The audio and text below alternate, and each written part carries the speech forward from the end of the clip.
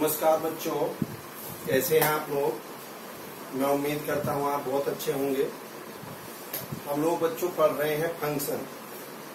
अगर आपने देखा हो तो इससे पहले हमने रिलेशन कंप्लीट कर लिया था। फंक्शन में हमने मैपिंग में पढ़ा था one one, many one, into, onto. उसके बाद बच्चों हमने पढ़ा कंपोजिट फंक्शन। एक लास्ट बचा है बच्चों इसमें इनवर्सेबल फंक्शन। क्या बचा है बच्चों लास्ट में? इनवर्सेबल फंक्शन। इनवर्सेबल फंक्शन पढ़ने के लिए हमें फिर थोड़ा सा बैक जाना पड़ेगा और हमें मैपिंग यानी कि one one, many one, into, onto 5 minute के लिए उसको रिकॉल करना पड़ेगा, क्योंकि उसकी हमें यहाँ पे जरूरत पड़ेगी। क्लियर है बच्चों? तो आइए देखते हैं। चलिए जल्दी से। सबसे पहले one one, many one, into, onto. बच्चों वन वन को हम इंजेक्टिव फंक्शन भी बोल देते हैं, ऑनटू को हम सब्जेक्टिव फंक्शन भी बोल देते हैं। क्लियर? और इन दोनों इंजेक्टिव और सब्जेक्टिव को मिला के हम बाइजेक्टिव फंक्शन भी बोल देते हैं। बात क्लियर हुई या नहीं हुई? बोलो जल्दी से। अब आइए, अब मुझे पहले तो इनके बारे में पढ़ना, फिर इनके इनवर्स की बात करनी है। चलिए इधर आइए। सबसे पहले देखिए, दो नॉन एम्प्टी सेट है ए और बी अंडर एफ। ये A B C D 4 element है, 1 2 3 4। ए से 1, बी से 2, सी से 3, डी से 4 बना। बच्चों कैसा फंक्शन हुआ ये हुआ वन वन फंक्शन, यानी कि 1 इनपुट प्रोड्यूस 1 आउटपुट। अगर 1 इनपुट से 1 आउटपुट प्रोड्यूस होता है तो हम इसको वन वन फंक्शन कहेंगे। इधर आइए, यहाँ डी और ई जो एलिमेंट है उससे सिर्फ एक इमेज आ रही है 4, यानी कि 2 इनपुट से एक आउटपुट बन रहा है। That are called many one function. बात समझ में आई? Many one. If many input produce 1 output, if many input produce 1 output, that are called many one function. बच्चों क्लियर है या नहीं है मुझे बताइए जल्दी से। ठीक, मैनी वन आपका क्लियर हो गया। अब इसके बाद आ जाइए तीसरा। आप ये तो जानते ही हो कि ये जो फंक्शन हम लिखते हैं एफ ए टू बी, इसमें ए डोमेन होता आप जानते हैं और बी बच्चों कोडोमेन होता। बी को हम रेंज नहीं बोलते। जब हम फंक्शन को लिखते हैं ए टू बी, तो जो पहला वाला है वो डोमेन होता और जो दूसरा वाला है वो उसका कोडोमेन होता। कोडोमेन यानी कि रेंज नहीं, कोडोमेन। हाँ, रेंज कोडोमेन के इक्वल हो सकती है, वो एक अलग मैटर। अब ये डोमेन, कोडोमेन, रेंज ये मैं पहले बता चुका हूं, फिर भी 1 मिनट में देखिए। डोमेन क्या है बच्चों? सेट ए के जितने भी एलिमेंट हैं जो पार्टिसिपेट कर रहे हैं। वैसे तो फंक्शन की बात कर रहे हैं तो सभी को पार्टिसिपेट करना, अदरवाइज वो फंक्शन ही नहीं हो। All element of set A is called domain. All element of set B is called codomain. और सेट बी के वो एलिमेंट जो सेट ए से एसोसिएटेड हैं, दैट आर कॉल्ड रेंज। जैसे यहाँ पे अगर इसी में मैं देखूं तो 1 2 3 4, ये इसकी रेंज हो गई। 1 2 3 4 5 6 इसका कोडोमेन हो गया। ए बी सी डी ई ये इसका डोमेन हो गया। ये क्लियर बात समझ में आ गई हो? तो आइए, अब यदि कोडोमेन में एक या एक से अधिक एलिमेंट ऐसी खाली वेस्टेज पड़ा हो, यदि कोडोमेन में एक या एक से अधिक एलिमेंट ऐसी खाली वेस्टेज पड़ा हो, तो that are called into function. क्या कहेंगे हम? Into function. या ऐसा कह सकते हो, अगर रेंज कोडोमेन का सबसेट है, अगर रेंज कोडोमेन का सबसेट है, that are called into function. इधर आइए, यदि कोडोमेन में एक भी एलिमेंट खाली वेस्टेज ना हो, यदि कोडोमेन में एक भी एलिमेंट खाली वेस्टेज ना हो, that are called onto function. आप इवन ये भी कह सकते हो, अगर उस फंक्शन की रेंज उसके कोडोमेन के इक्वल है, देखिए रेंज कोडोमेन के इक्वल है या नहीं है, तो that are called onto function. बोलो बच्चों, अगर उस फंक्शन की रेंज उसके कोडोमेन के इक्वल है तो हम उसको क्या कहेंगे, ऑनटो फंक्शन। अब बच्चों सवाल ये है कि फर्स्ट और लास्ट में क्या डिफरेंस, तो बेसिक डिफरेंस कुछ भी नहीं है, बेसिक डिफरेंस कुछ भी नहीं है, दोनों एक ही है। इसकी डेफिनेशन जो है लेफ्ट से राइट स्टार्ट करी थी हमने, इसकी डेफिनेशन राइट से लेफ्ट आई थी, बस बेसिक थोड़ा सा डिफरेंस अगर आप चाहें तो। इसमें मैंने कहा था एक वन इनपुट यहाँ से शुरू हुआ था, one input produce one output, और इसी कहाँ से शुरू हुई थी, यदि कोडोमेन में एक भी एलिमेंट खाली वेस्टेज ना हो that are called onto function. तो बच्चों इसका मतलब ये हुआ कि मैं इसे वन वन के साथ ऑनटो भी कह सकता हूँ और इसे ऑनटो के साथ वन वन भी कह सकता हूँ। बोलो जी, बात क्लियर हो गई। ये मैनी वन फंक्शन है। क्या मैनी वन के साथ और भी कुछ है, क्या है, मैनी वन इनटू भी तो है, क्योंकि 5 और 6 एलिमेंट खाली पड़े हुए हैं। ये आपका इनटू फंक्शन है, इनटू के साथ क्या वन वन भी है या नहीं है, आप देखिए। भाई वन इनपुट से वन आउटपुट बन रहा है और उधर जो है वो खाली एलिमेंट पड़े ही हैं, तो हम इसे वन वन इनटू भी कह सकते हैं। बोलो बच्चों, यहीं पे और ध्यान से देखिएगा, क्या जैसे मैंने बताया था मैनी वन इनटू, अब अगर मैं इस ई को यहां से हटा के इस पे जोड़ दूं तो बच्चों कैसा फंक्शन हो जाएगा, वन वन इनटू। अब वन से वन बन रहा है और इनटू की डेफिनेशन इधर से फुलफिल हो रही है। बात बच्चों क्लियर हुई या नहीं हुई। इस ढंग से हम ये चारों फंक्शन हमें आने चाहिए। अब इसके बाद आइए, मैंने आपको जब ट्रिग्नोमेट्रिकल इनवर्स ट्रिग्नोमेट्रिकल फंक्शन जब पढ़ाया था वहां भी बताया था। अब देखिए मुझे इसका इनवर्स चाहिए। बच्चों इनवर्स का मतलब समझते हो, दिस, ये देखो इधर कोई फंक्शन है एफ ए टू बी, भैया इसका इनवर्स जो है वो बी टू ए होगा कि नहीं, उल्टा। यानी कि अगर एफ फंक्शन के लिए ए डोमेन है बी टू डोमेन है तो एफ इनवर्स के लिए बी जो है वो डोमेन हो जाएगा और ए कोडोमेन हो जाएगा। आइए अगर मुझे इसका इनवर्स निकालना है तो ये एरो उल्टे करूंगा कि नहीं, मैं अब इधर से घुमा दो एरो को, तो यस 1 से ए बन रहा है, 2 से बी, 3 से सी, 4 से डी, तो इसका कहेंगे हम यस इनवर्स एग्जिस्ट कर रहा। अब आ जाइए इधर,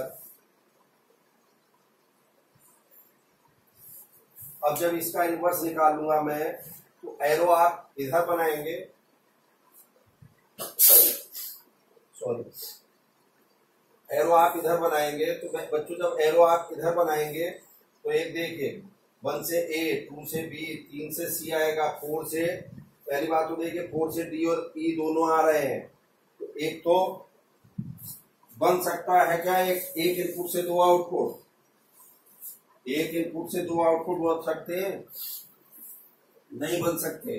तो 4 से बी और ई नहीं बन सकते, तो इसलिए इनवर्स एग्जिस्ट नहीं करेगा। दूसरे 5 और 6 इनपुट पे खाली पड़ा हुआ रहा मटेरियल, ये भी फंक्शन को रिप्रेजेंट नहीं करेगा, तो इसलिए इनवर्स यहां भी एग्जिस्ट नहीं करेगा।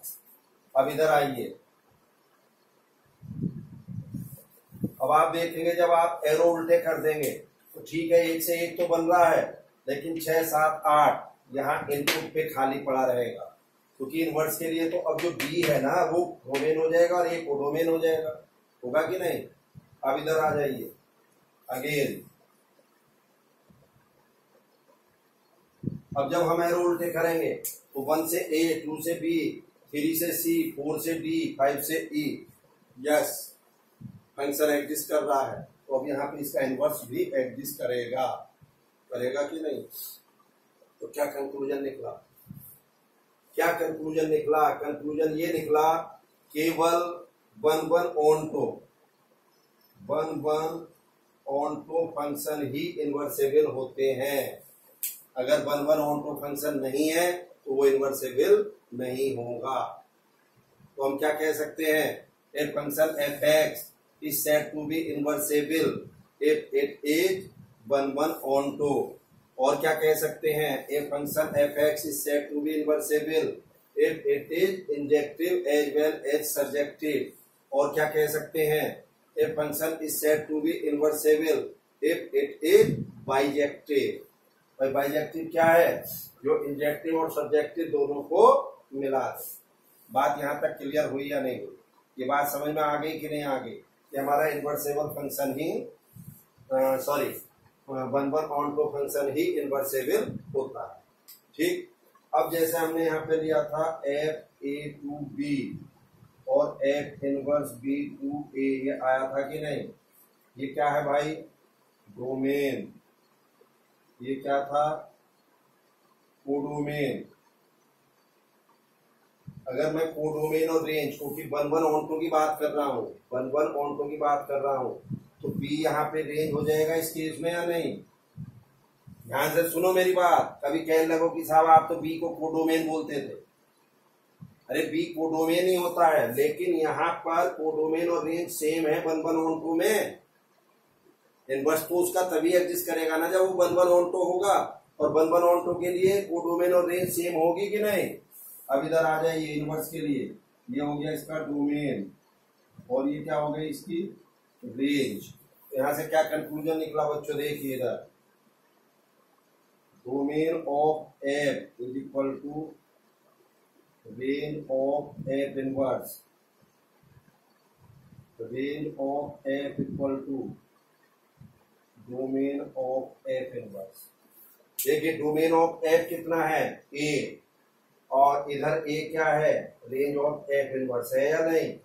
रेंज ऑफ एफ, एफ की रेंज कितनी है यहाँ पे? बी, और भैया ये बी किसके इक्वल है उधर? Domain of f inverse. यानी कि उल्टा समझ लो, एफ का जो डोमेन है वो एफ इनवर्स का रेंज हो जाएगा, और एफ का जो रेंज है वो एफ इनवर्स का डोमेन हो जाएगा। ये बच्चों बात यहाँ तक बिल्कुल क्लियर हुई या नहीं हुई? बोलिए। इसके बच्चों दो मेथड हैं, अल्टरनेटिव मेथड हैं इसके। एक मेथड और है, यानी कि हमारा जो फंक्शन है वो इनवर्सेबल कब होगा? एक तो ये मैंने बता दिया आपको कि जब वो आपका बाइजेक्टिव फंक्शन है तो वो इनवर्सेबल होगा, और वो कैसे निकालेंगे वो हम अभी डिस्कस करेंगे, इसके बाद उसको हम डिस्कस करेंगे। एक इसका अल्टरनेटिव मेथड और है, उसको नोट करिए, इसे नोट कर लीजिए, मैं बताता हूं जल्दी से। यस, चलिए बच्चों देखिए इसकी अल्टरनेटिव डेफिनेशन, दूसरी डेफिनेशन है, इससे भी प्रॉब्लम आप कर सकते हो। क्या है? A function f A to B is defined to be invertible. कोई फंक्शन एफ जो है वो ए से बी में इनवर्सेबल होगा if there exist a function g, if there exist a function g from B to A such that g o f is I A and f o g equal to I B. मतलब ये जो composite function है जीओ F और f o जी, इनकी value identity function के आ जानी चाहिए। और आइडेंटिटी फंक्शन जीओ एफ किसके में आएगी? आई ए का मतलब सेट ए में, और एफ ओ जी जो है वो आइडेंटिटी फंक्शन किसके इक्वल आएगा? सेट बी में। बात समझ में आई या नहीं आई? कारण भाई जी ओ एफ और एफ ओ जी अभी बताऊंगा कहां से डिफाइन है। The function g is called the inversible of f and is denoted by f inverse। यानी कि यहाँ पे जो g है वो किसके इक्वल होगा? f इनवर्स के। बात समझ में आई या नहीं है? तो एक तो f इनवर्स निकालने का पहला मेथड हो गया जो वन वन ऑन टू से मैंने बताया था। दूसरा मेथड आपका कैसे हो गया? दूसरा मेथड आपका ये हुआ, क्या हुआ? फिर पढ़ रहा हूं। A function f a to b is defined to be inversible if there exists a function g from b to a such that g o f is equal to identity function on a set a and f o g is identity function of set b। The function g is called inverse of f and denoted by f inverse। आइए मैंने दो function दो set लिए ए और B, ये मैंने F लिया, फिर अगेन ए लिया, ये सेट ए बी ए। अब कैसे ले रहे हैं साहब? आप देखो फंक्शन हमारा एफ कैसे डिफाइन है? ए से बी में डिफाइन है कि नहीं? और जी फंक्शन कहाँ डिफाइन है हमारा? बी से ए में है या नहीं? तो अगेन एक बार दोबारा से फिर ए ले लो। अब यहाँ बी से सी की बजाय बी से ए में डिफाइन करा इसको, ठीक है? ये एफ हो गया ए से बी में, ये फंक्शन जी हो गया बी से ए में। अब भैया इनका कंपोजिट फंक्शन यही तो आएगा, अगर ध्यान हो तो जी ओ एफ एक्स आएगा कि नहीं आएगा। इधर से आप देखेंगे ये एक्स से अंदर एफ एक्स, अंदर एफ एक्स बन गया, अंदर जी क्या बन जाएगा जी एफ एक्स, यानी कि जी ओ एफ एक्स, और ये सीधा जी ओ एफ एक्स। तो हमारा जो जी ओ एफ एक्स वो डिफाइन ए से ए में हुआ या नहीं हुआ। ए क्या हो गया डोमेन, ए क्या हो गया अगेन वो डोमेन। तो ए से ए में डिफाइन हो रहा है या नहीं हो रहा जी ओ एफ है, जी ओ एफ। तभी तो इसने कहा है ये g o f identity function A, identity function set A से रिलेट करना चाहिए।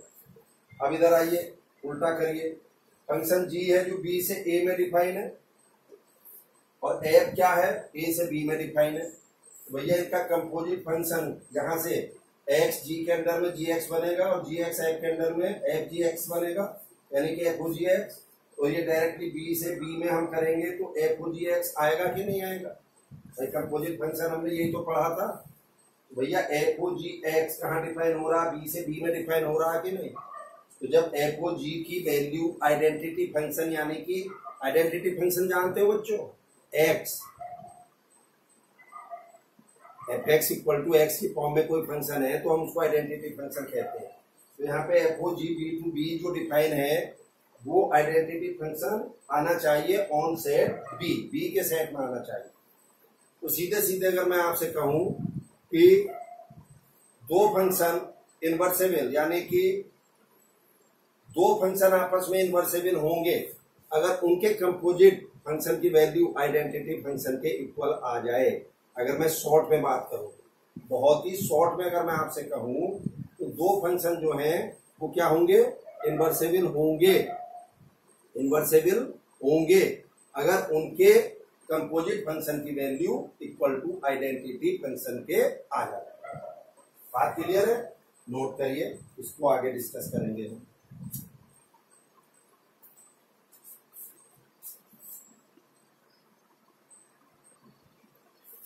चलिए बच्चों देखिए, कुछ प्रॉपर्टी है बच्चों इसकी इनवर्सेबल फंक्शन की। पहली है inverse of A bijective function is unique.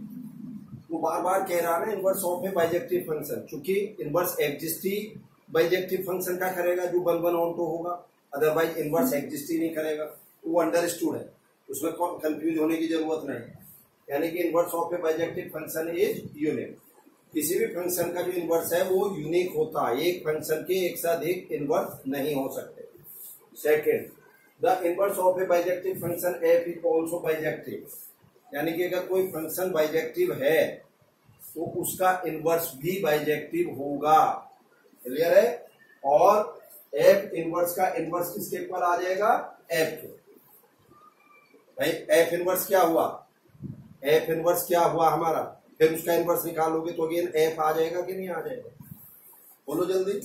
ये देखो, ये फंक्शन थे दो, ये एफ था, ये एफ इनवर्स निकाला, और अब इसका भी इनवर्स करेंगे दिस, तो अगेन ए टू बी होगा कि नहीं, और एफ के इक्वल आ जाएगा कि नहीं।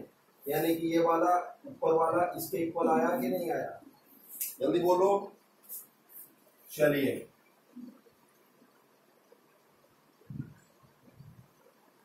अब देखिए next, if f A to B is bijective then, अगर कोई फंक्शन ए से बी में डिफाइन है और वो बाइजेक्टिव है तो F inverse o f I A होगा और f o f inverse I B होगा।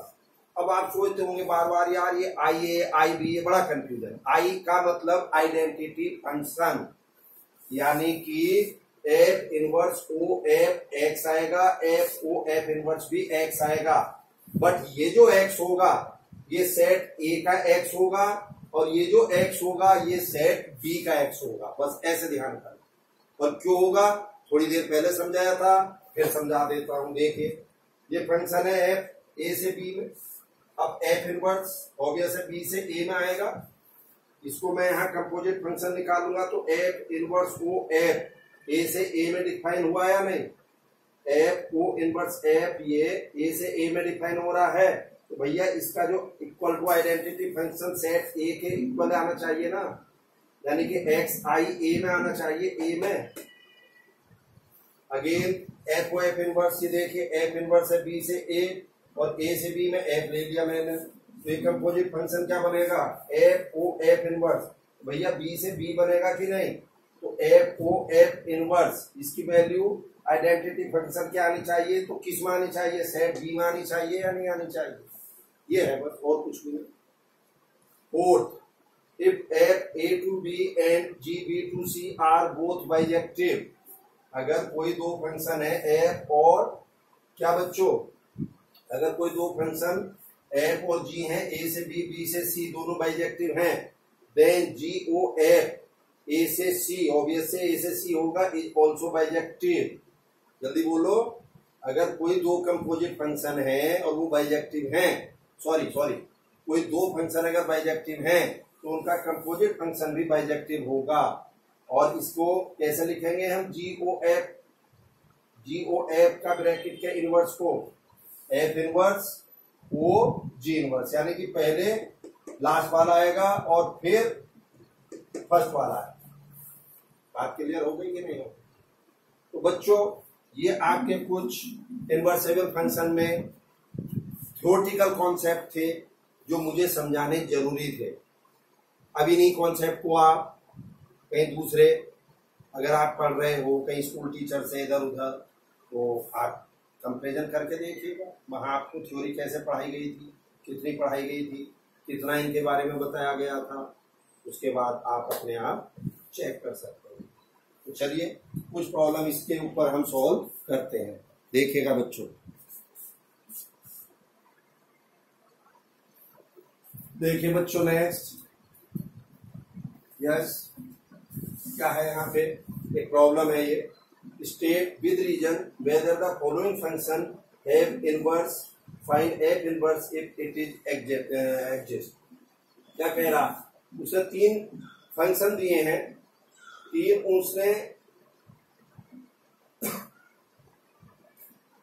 फंक्शन दिए हैं और वो क्या पूछ रहा है कि क्या इनका इनवर्स एग्जिस्ट कर रहा है, और कर रहा है तो क्या होगा।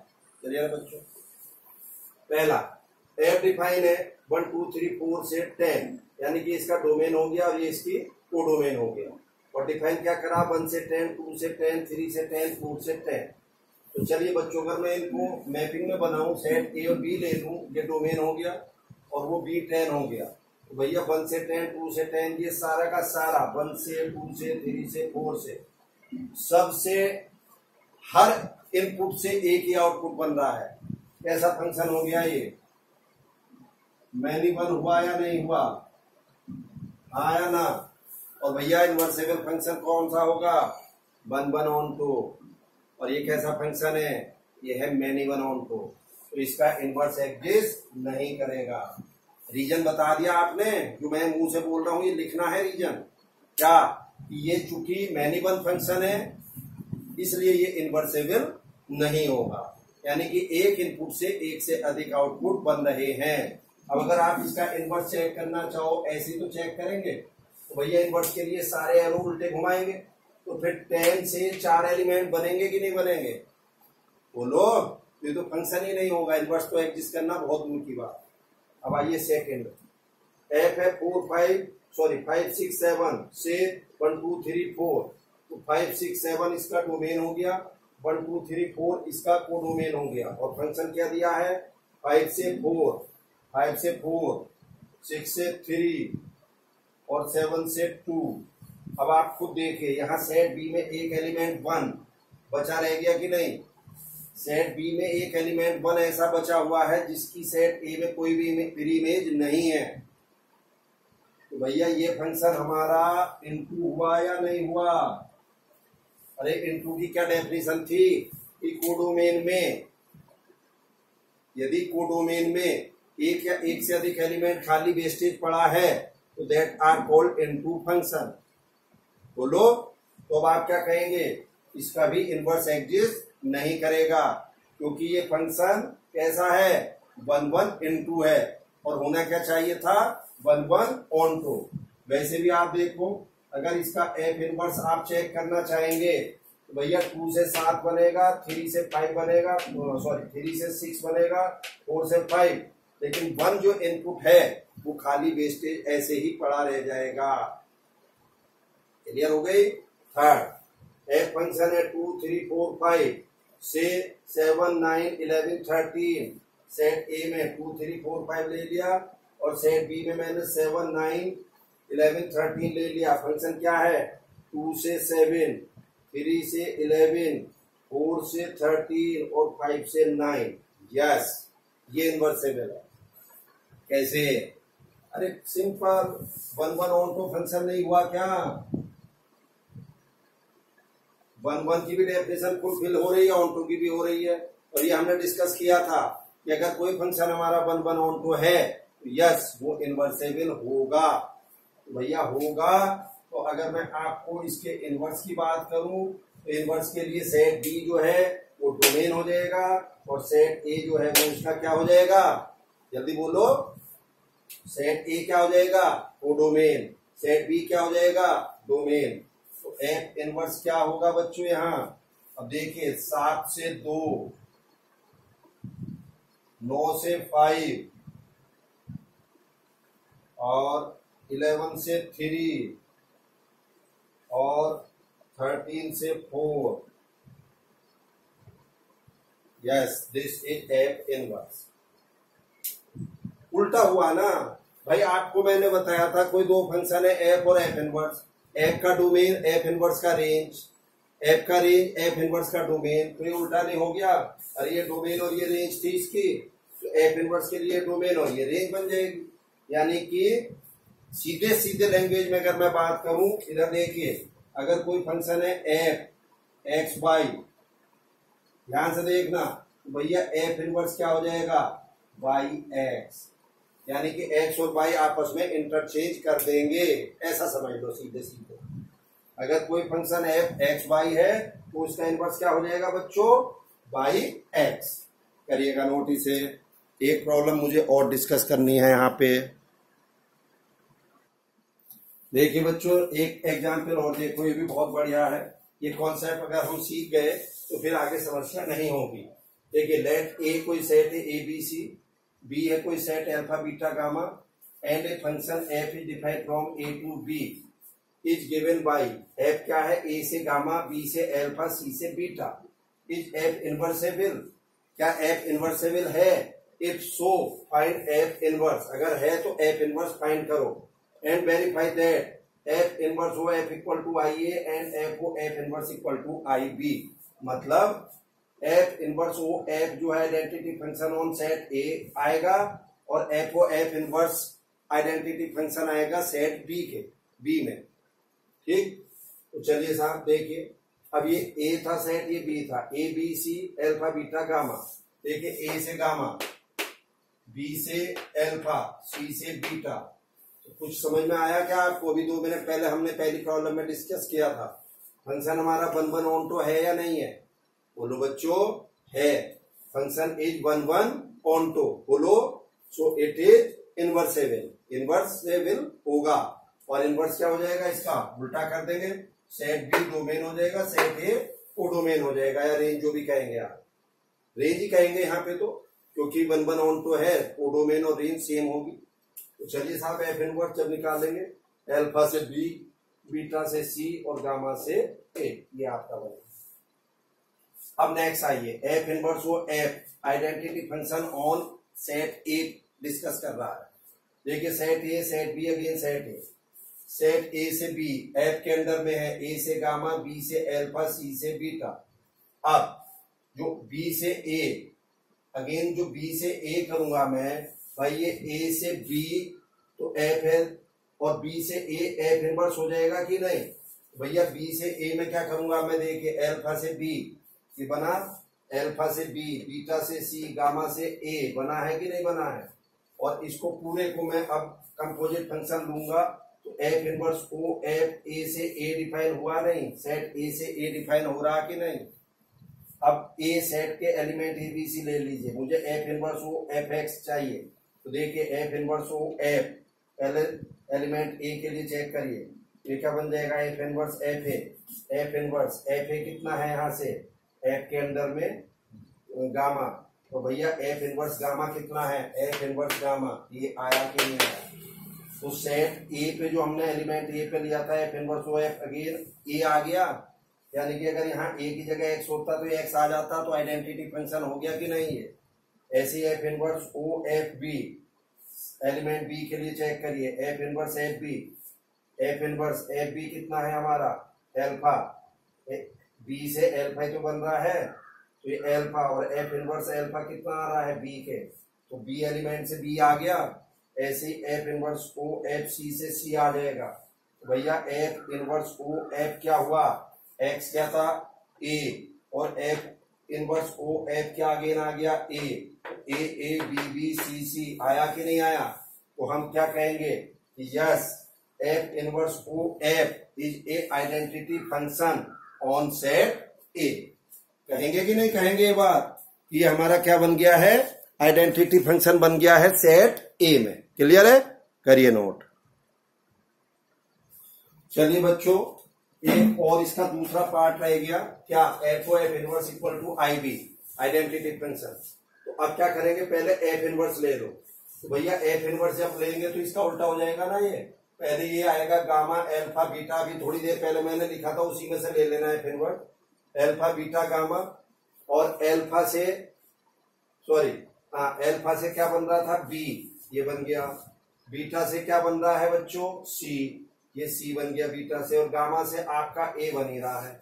और अब एफ ले लो, एफ कितना है फिर भाई, अंडर एफ जाके ए से गामा, बी से एल्फा, सी से बीटा, ये बन गया। तो अब ये बनेंगे, ये जब लेंगे हम तो एफ ओ एफ इनवर्स आएगा कि नहीं, यहां से भाई एफ इनवर्स एफ, तो ये एफ ओ एफ इनवर्स आएगा, और ये सेट बी से लेके सेट बी तक आपका बनेगा। बात क्लियर हुई या नहीं हुई, सेट बी से लेके बी तक आप इसको देखेंगे, जल्दी से नोट कर लो बहुत क्विकली। तो अब देखो, जैसे हमने इधर निकाला था बच्चों, इसी ढंग से इधर निकाल लो, काम बन जाएगा।